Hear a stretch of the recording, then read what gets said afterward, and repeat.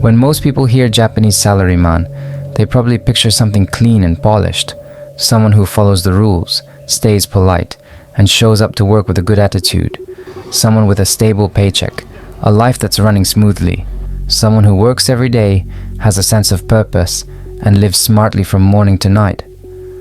Honestly, when I was a student, that's what I thought a salaryman was.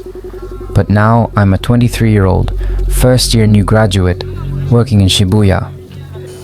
Over the past 11 months, I've met more than 100 salarymen, listened to them, worked alongside them. Office floors, packed trains, the last train home, convenience store dinners, late-night ramen shops. And what I saw in all of that was nothing like the salaryman I used to imagine. There were far more people who looked like they were suffering than people who looked like they were enjoying life. By the time you finish this video, the way you see the Japanese salaryman will change. This video digs into a single question. Why do Japanese salarymen keep working until it makes them unhappy? I'm going to take what I've heard from over 100 salarymen and organize it, not just with emotion, but with structure, breaking it down into 7 problems. Before we start, there's one thing I need to say, because it's easy to misunderstand. I'm not saying every Japanese salaryman is unhappy. Of course, there are people who look genuinely happy at work. But after watching more than 100 men on the ground, this is what I've come to believe. In Japanese workplaces, the system has started to require luck for you to end up happy. It can't be explained away with effort, personality, or individual differences. There's a duller, bigger structure that keeps pushing salarymen in the same direction. So let's start with the first problem. Problem 1. Average work hours look normal, but the people who go home late set the standard. This is probably the first thing people outside Japan wonder. How much do Japanese people actually work? Let me start with the conclusion. If you only look at averages, Japan's working hours don't look abnormal. For example, in Japan's monthly labor statistics from the Ministry of Health, Labor and Welfare, final figures for 2023, total actual monthly working hours for full-time workers show up roughly in the 160-hour range. That's around 40 hours a week. If you only look at the numbers, you might think, that sounds normal. But this is where Japan gets complicated. Japan can look normal on average while still having a certain number of people working extremely long hours, and those people create the atmosphere of the workplace. Even inside the same team, the distribution can look like this.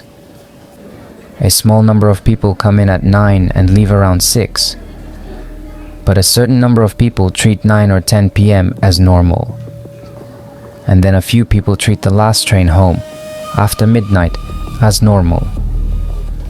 Those few people decide everything, because those few are often the ones who evaluate everyone else.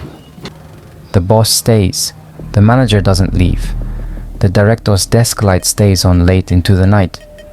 And in that moment, the younger employees who could leave suddenly can't. The workday is technically over. Some people have already finished their work. But nobody leaves. Just a handful of important people staying late is enough to trap everyone else. Why? The answer is simple.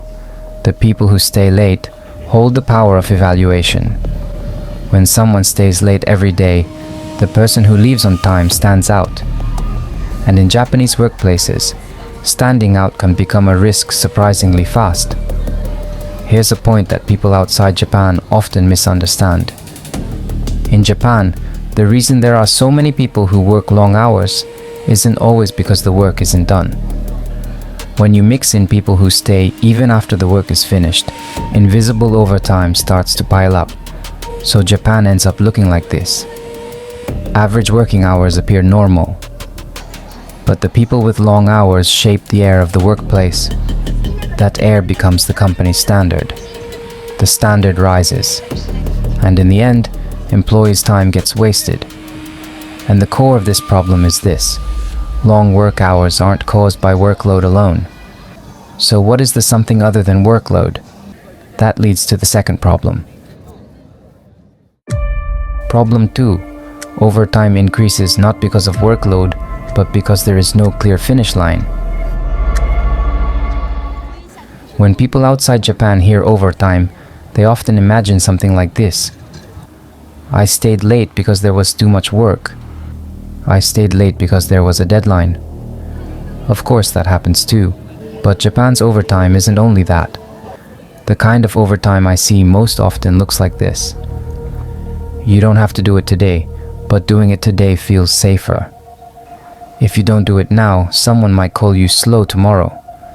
If you don't send it first, your boss might be in a bad mood.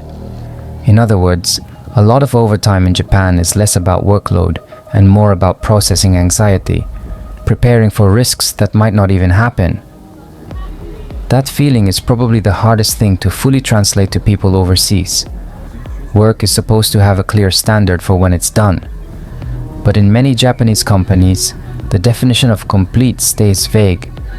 Even when one task ends, the next one appears endlessly. And the next one usually shows up wearing the face of safety. Can you make this more detailed? Did you run this by the higher-ups once? Just in case, can you make one more option? Make the slides look cleaner. Before we send it, let's check it one more time. That just in case and one more time is what eats the hours.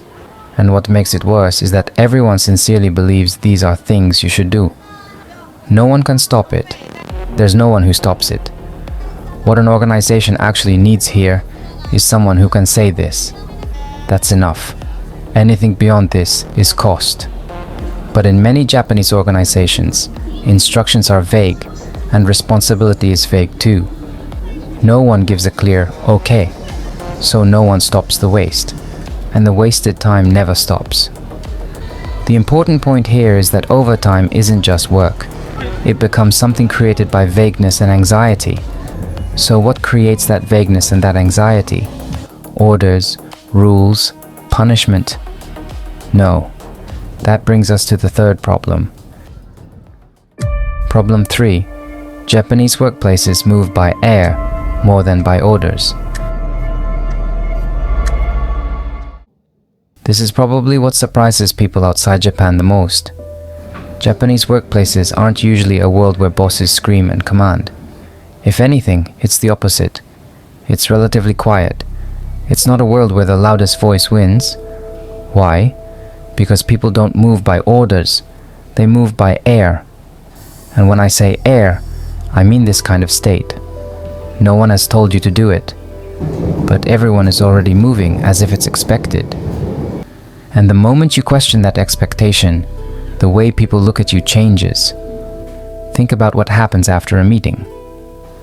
It's obvious no real conclusion was reached, but nobody says, "We don't have a conclusion, right?" Instead, everyone pretends they understand and the meeting ends. Then after the meeting, people stay late and polish the materials. And in the next meeting, those materials get presented as something that looks like a conclusion. No one gave an order, but everyone moves as if they were ordered. That is the air. The same thing happens when it's time to go home. Your work is done, but your boss is still at their desk. All you have to say is, "I'm heading out," yet you start measuring the timing. Even saying that one sentence makes you think about everyone's eyes. And in the end, you don't say it. The scariest thing about air is that you can't see who's to blame. If a boss directly said, "Don't leave," it would be simple. But in Japan, nobody says it, so there's no one to rebel against. Instead, the air makes the wrong thing feel normal. And there's a culture that makes Japan's air stronger. The phrase drilled into you from elementary school, "Don't cause trouble for others." From overseas, it might look like a virtue. But in Japanese workplaces, it often gets translated into this. Don't cause trouble becomes, don't ask for help. Don't cause trouble becomes, don't say no.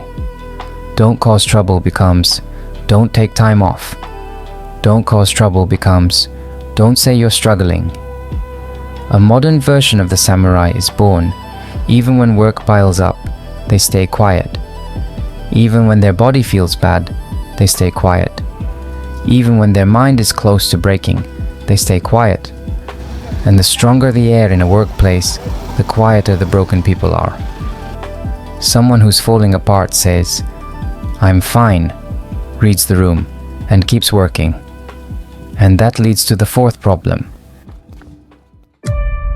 Problem 4. Your mind doesn't exist until it breaks.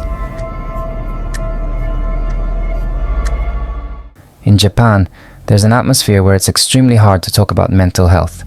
Because of that, until your mind breaks, it rarely gets counted as a problem.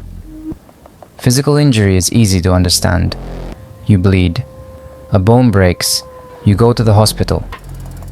Even the company can easily say, "Take a rest." But mental health can't be seen from the outside. So in Japanese workplaces, you get this pattern.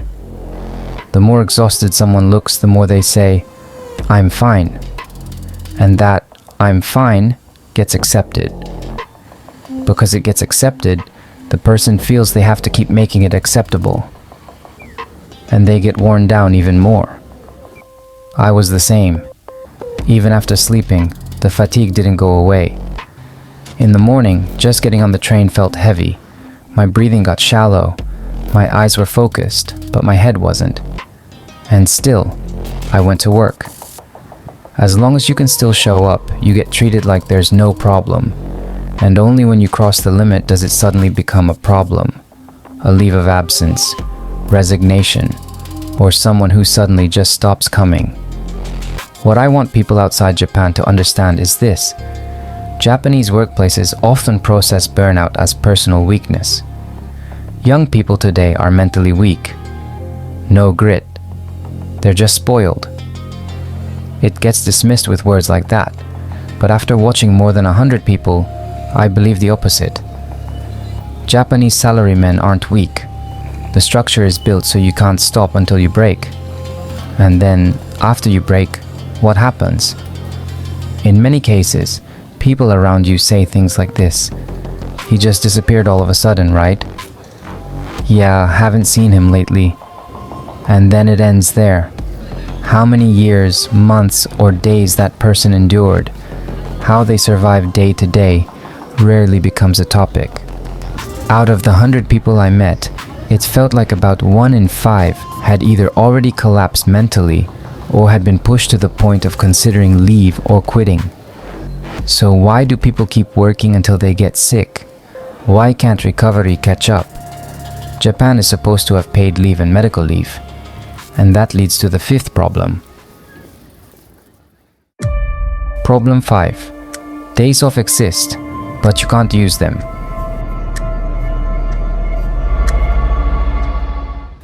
People overseas often say this in the comments. Japan has paid leave, right? It does, as a system. But in reality, it looks like this. Even in government surveys, the average paid leave granted is 16.9 days, but the average actually taken is 11.0 days. The usage rate is 65.3%. In other words, about 1/3 disappears somewhere. Some people might look at that and think, that's not so bad. But from what I've seen, it's different. Because what you need for recovery isn't the existence of days off. It's an atmosphere where it's truly okay to rest. Among the 100 people I watched, there were plenty like this. They still had 10 paid leave days left, but the year ended without using them. Work messages came on their day off, and they replied like normal. Even on their day off, they were making slides for Monday's meeting. At that point, a day off isn't a day off. Your body stops, but your mind doesn't. And there's another problem: how people take paid leave. In Japanese workplaces, there's often an atmosphere where you can only take short breaks. Just one day this month. Just one day next month. Just one day around the holidays. Why does that happen? It's simple. Taking a long break makes you stand out.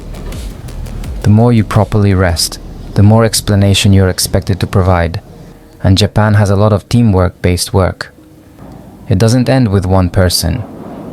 There are handovers. There's paperwork.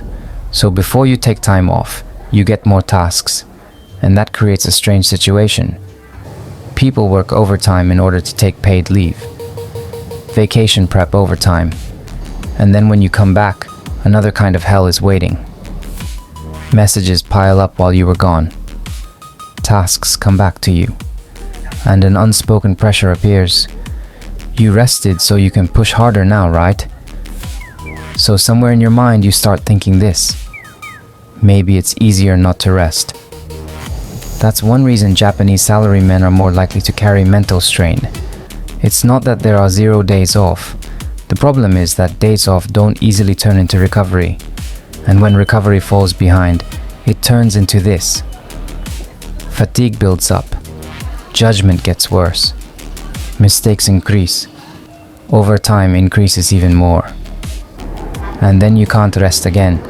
That loop is real. I've fallen into it many times. And the reason Japanese salarymen can't escape sits one level deeper. That's the sixth problem. Problem 6.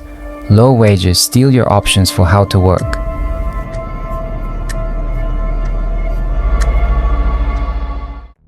After hearing all this, some people might think, then just quit.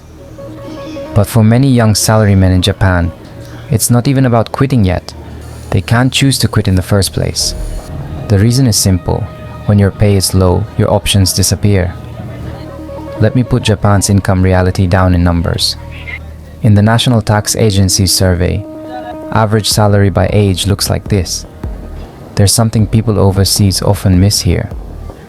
Japan can look like a country where your salary rises as you get older, but the reality is quiet. It rises slowly, and after the peak, it drops again. That means a lot of people spend a long time in a low-income zone when they're young, and these numbers are gross income, not take-home pay. Taxes, social insurance, and resident tax get deducted. What you actually have in your hand drops even more. As a reference, I'll share my own pay as a 23-year-old in my first year. My take-home pay is about 170,000 yen a month, and after living costs, I can only save around 3,000 yen. That's not a rare story. In the same National Tax Agency data, the average salary for ages 20 to 24 is 2.668 million yen.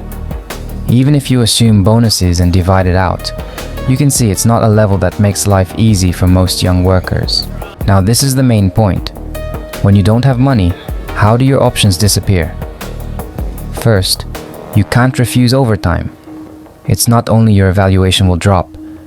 More realistically, some people literally can't make rent without overtime pay. Overtime stops being effort or skill building. It becomes cash flow. Second, changing jobs becomes terrifying. A job change is supposed to be a tool to change your life.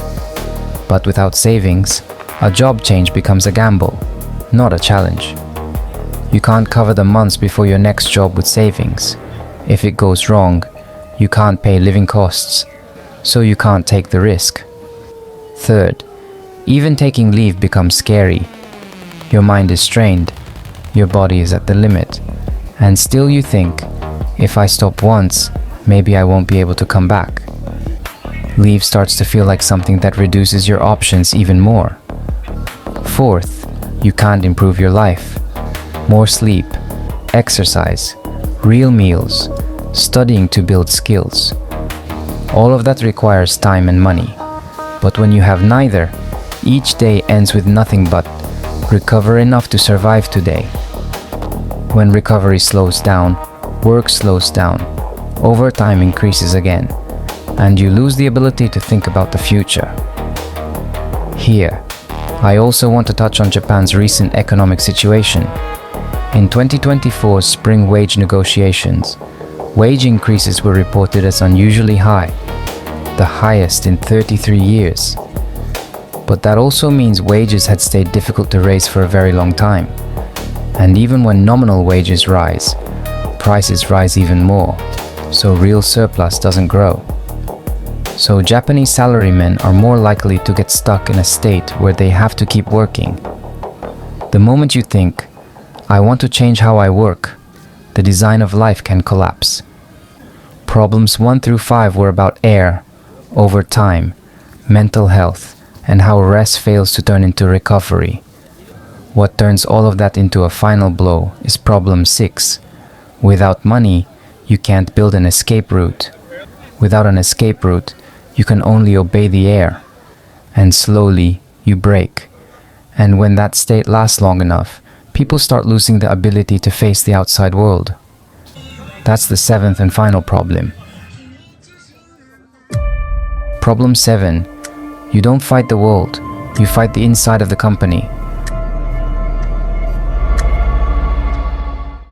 From overseas, Japan probably looks strong. A country of technology, a country of craftsmanship, a country of discipline. I understand why that image sticks in people's minds. But in the workplace I've seen as a young worker, the daily battles salarymen fight aren't aimed at the world. They aren't only battles with customers either. The biggest battle is inside the company. Every day, somewhere in the company, a quiet war is happening. Fights over who does the task. Fights over which department gets the credit. Fights over who takes responsibility. Fights over how it looks to the people above. What this internal game creates is the exhaustion of energy that should have gone outward. Trying new things gets slower. Because failure isn't allowed, challenges decrease. And defense becomes everything. As a result, salarymen slowly become this. Not samurai fighting the world, but people who are just trying not to lose a valuation inside the company. After watching 100 people, I don't think their abilities are low, but many people get worn down by internal conflict before they ever get to use their ability for the outside. And the scary thing about internal games is that there's no clear answer. There are many situations where you can't win with numbers, whether people like you, whether you fit the air. Ambiguous things decide who wins and who loses, so everyone optimizes for the inside, and they drift away from the world. When this happens across workplaces all over Japan, I think Japan slowly ends up with fewer companies that feel powerful on a global level. And as Japan's presence in the world declines, it tightens the pressure on salarymen like us and makes life even harder. If you draw one line through all 7 problems, it looks like this. 1. On average, things look normal, but long-hour workers control the workplace air. 2. That air makes responsibility vague and overtime grows as anxiety processing. 3. People move by air, not by orders, and nobody can stop it. 4.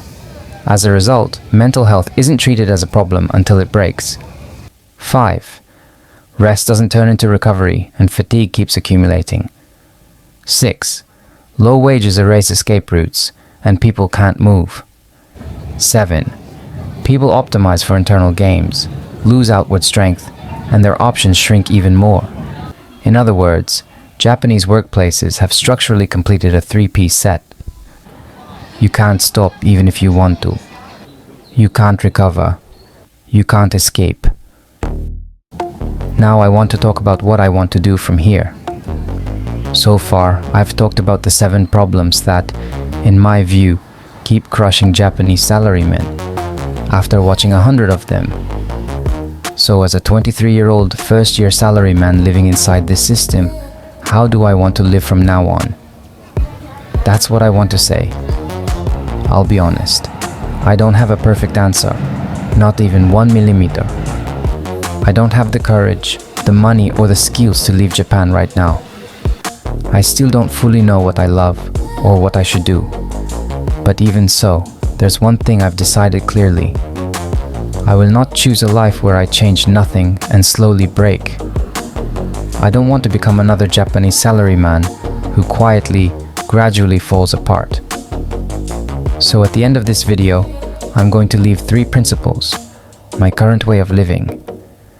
Japan is sitting at the edge of capitalism, and if what a young person who has lived here for 23 years believes can help your life in any way, I'd be glad. Principle 1. Step outside the normal society demands. If you live in Japan, the scariest thing might not be failure. It might be standing out by stepping outside what society calls normal. Leaving on time, resting, saying no, choosing a path that isn't the same as everyone else. Just that is enough to change the way people look at you. No one has to shout. Their eyes alone become punishment. So most people endure. They endure, they match the room, and their time melts away. And then one day they realize they're not living the life they chose. I'm stepping outside of that. But this isn't about throwing everything away or disappearing from society. It's a quieter, more realistic way of stepping out. I'm deciding not to hand my life's steering wheel to the normal society demands. So I'll start with small, concrete things. At least once a week, I leave on time. I don't go to drinking parties I don't want to attend. I start job hunting. Stepping outside normal isn't loud rebellion. I'm still weak. I'm still scared. And I'll probably lose to social pressure again and again. But it's okay to lose. As long as I don't break, I can restart as many times as I need. Principle 2. Keep speaking to the world through YouTube. The reason I make videos like this isn't because I want to get rich. It's not because I want to be famous. Honestly, it's not a life I can proudly show off. But I need this. A place where I can pull my inner voice out, put it into words, and show it to the world. Without that, negative feelings swallow me. In Japanese society, the people who endure silently are the ones who disappear first. The people who can't speak up are the ones who quietly break. So I'm going to do the opposite. I'll leave it in words. I'll leave it in images. I'll send it out to the world. This channel isn't my escape route. It's my exit. A place to breathe outside Japanese society. That's my survival strategy. And at the same time, it's also what many of you came here looking for. And there's one more thing. As long as people like you keep watching, I probably won't break. People who say, I'm in the same situation. People who say, I didn't know Japan was like this. People who say, your video means something. Someone on the other side of the screen warms my heart. So I'll keep going. Even if the views don't grow. Even if life gets busy. Even if I can't sleep. Principle 3. Listen to the world. In the past 11 months, I've watched more than 100 salarymen in Tokyo. But at the same time, I've been reading voices from all over the world in the comments. And sometimes those voices carry perspectives Japan has forgotten. A simple question like, isn't that weird? An honest question like, why don't you quit? A gentle sentence like, that's not your fault. If you live only inside Japan, your world can shrink without you noticing. You start looking at the world through Japanese common sense. And then your life closes inside that common sense too. So I want to listen to the world. I want to listen to you. Of course, I'm not going to believe everything blindly. But sometimes, just knowing a different standard can save you. So I have a request from here. I want this comment section to be more than a comment section. I want it to be a place where the world's wisdom can be left behind. Right now, I've watched 100 salarymen in Tokyo and put 7 problems into words. But that's still a culture seen from inside Japan. The world has more angles than this. If you work in another country, tell me. What does work mean there? What is normal? What is abnormal? And what feels like rescue? I think these small differences are where reality lives. If you're older and you once worked too much when you were young, tell me that too. What would you say to your 23-year-old self? When did you realize it was a mistake? What did you throw away and what did you protect? I want to build a place like this, a kind of global database of how people work. A place where, on a night someone thinks, I can't do this anymore, they can open this video and find voices like these. People who were the same. people who got out, people who live with a different method, a place where those experiences are lined up and you can finally breathe. I know this. When your vision gets narrow, that's when you're in the most danger. When you start believing, this is normal in this country, that's when you break the easiest. So I need your voice, not only for me, but for someone watching this video right now, and for someone in the future who hasn't found this video yet. The more comments there are, the more this stops being just a video. It stops being a complaint about one country. It becomes collective intelligence about work across the world. For people suffering inside Japan, it becomes a window. For people working outside Japan, it becomes a mirror. And for people in every country, it becomes material that creates more choices. So I'm asking you, if any part of this video hit you, leave your country's reality in the comments. I'm a 23-year-old salaryman, surviving in a small room in Tokyo. A low paycheck, packed trains, the last train home, convenience store meals, and a mind that's barely holding together. But when I make videos like this and speak to people all over the world, my life stops being only inside a company. And just that makes me feel glad I was born. Thank you for watching all the way to the end. If you want this story to continue, I'd be grateful if you subscribe and leave a like.